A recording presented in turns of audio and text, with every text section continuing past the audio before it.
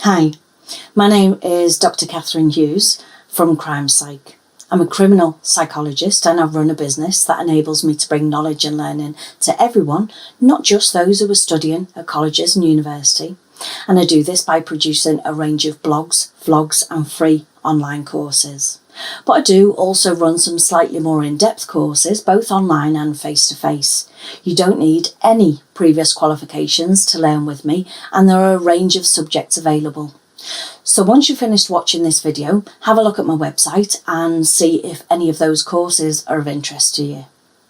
This particular video is looking at why some individuals follow the norms, rules and laws of society, while others don't. This is a wide area of study with many subtleties and conflicting evidence. The challenge is to determine which factors are most likely to influence offending behaviour. The way that we decide whether or not something's good or bad is usually described as our attitude towards that. Attitude has been described as, and I quote, a psychological tendency that is expressed by evaluating a particular entity with some degree of favour or disfavour. The way a person thinks about offending and crime in general has historically been evaluated in terms of level of morality.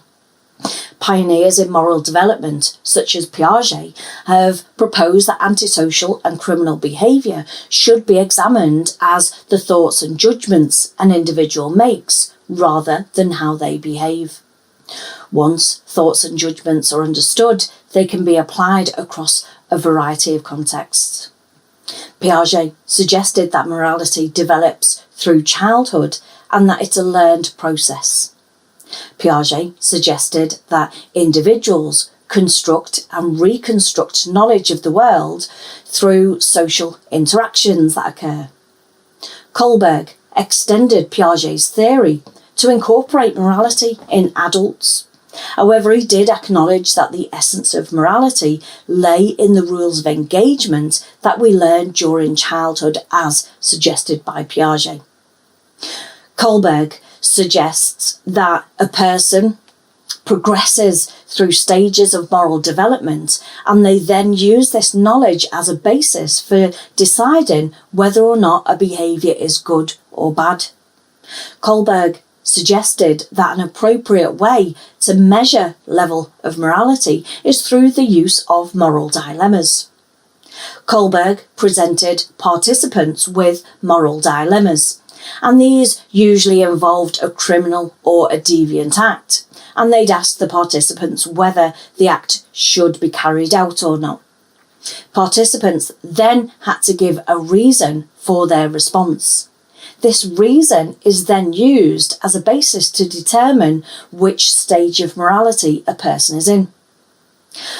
Kohlberg studies could also be described as measuring the participants' attitudes towards the items which are presented, these moral dilemmas.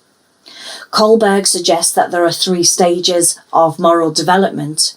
The first stage is called the pre-conventional level. Those that are in this level are concerned with avoiding punishment. The second one is conventional level.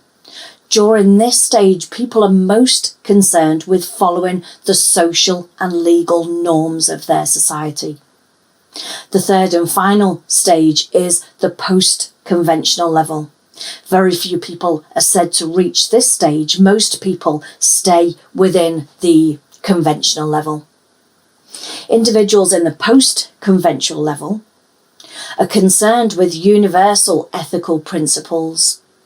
As a person progresses through these stages, a deeper and more comprehensive understanding is gained by that person, and new principles are integrated with what's already been learned.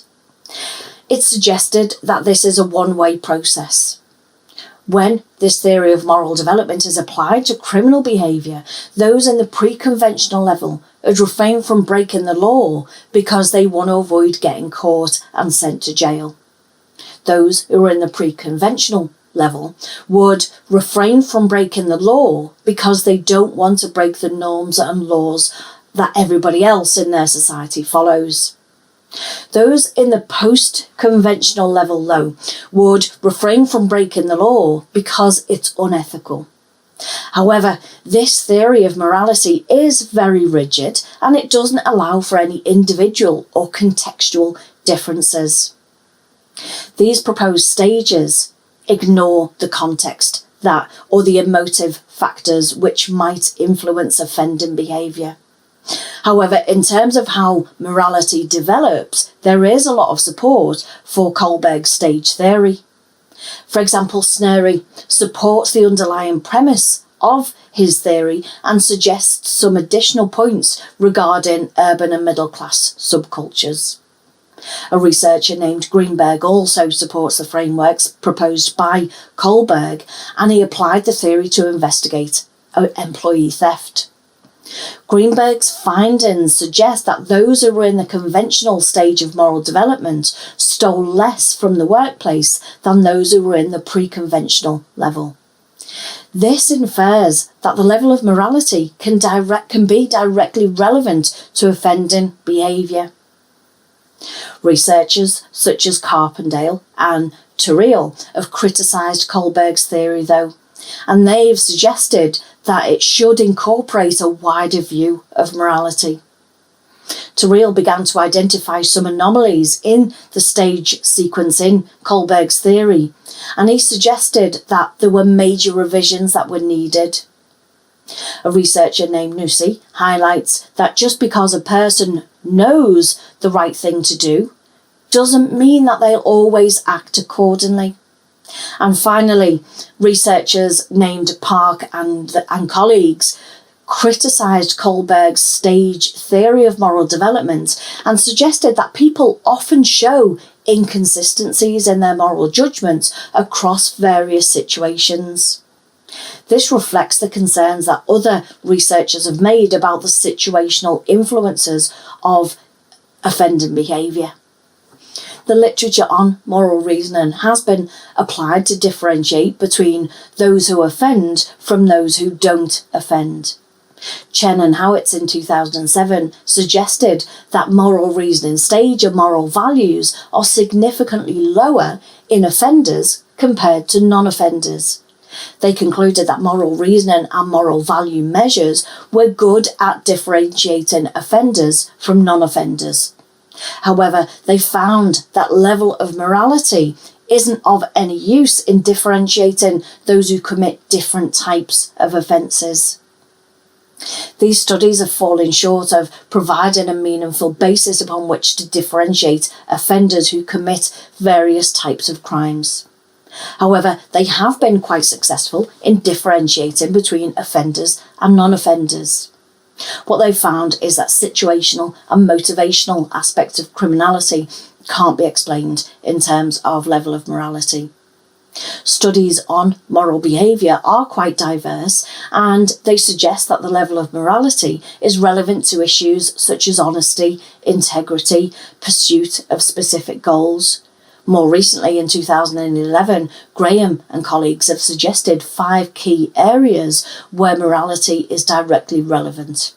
And these are harm and care, fairness and reciprocity, in-group and loyalty, authority and respect, and purity and sanctity. All of these studies on morality and moral development indicate that there are individual differences in what people find acceptable. It is reasonable to assume then that level of morality influences an individual's attitude towards offending. However, these studies fail to consider the individual themselves, the circumstances that they commit crime in. There are some circumstances that might be necessary to motivate a person to break the norms and laws of a society. For a person to have an attitude or level of morality that may predispose them to offend, the way a person thinks and processes the information has also got to be considered. Piaget suggested that it's fitting to explore how an individual thinks rather than how they behave when attempting to explain offending behaviour.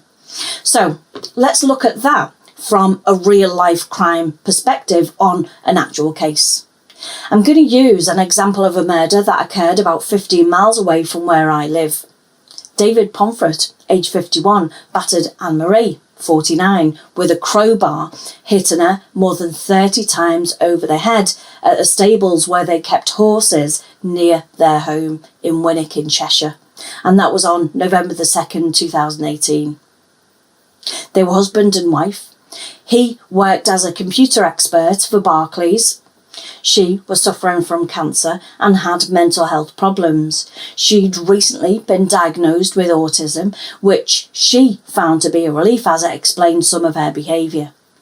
David was well liked and well respected within their community, and he didn't have any prior convictions. Anne-Marie had severe injuries and had so many blows to the head that the doctors found it difficult to actually say how many times she'd been hit, but it was at least 30. After he'd killed his wife, his hands on the crowbar were covered in blood.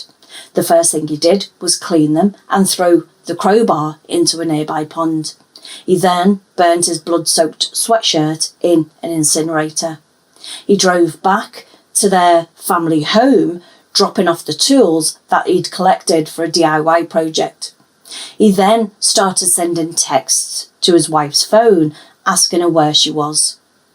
So, from a moral development perspective, this is a very immoral act. It's immoral behaviour.